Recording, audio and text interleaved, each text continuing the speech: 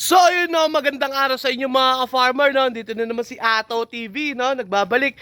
So ngayon, nagawa na natin yung solution natin na abono tapos gumawa rin tayo ng naglagay din tayo ng insecticide para sa kanila no. So ngayon, lalagyan na natin siya ng abono kasi talagang huling-huli natin ayan no.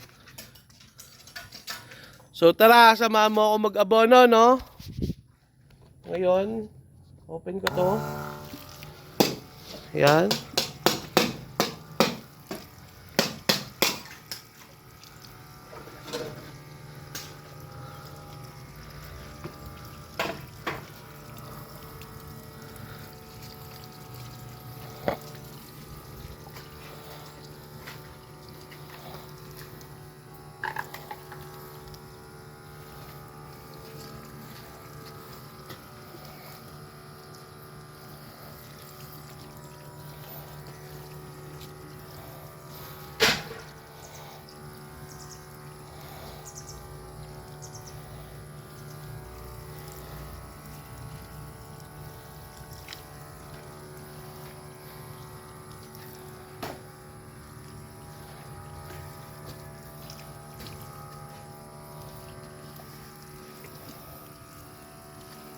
Basta gagawin yung mga farmer na huwag yung tatamaan yung pinakapuno niya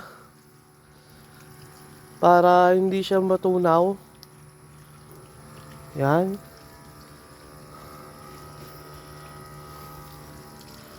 So ganun lang, tuloy-tuloy lang.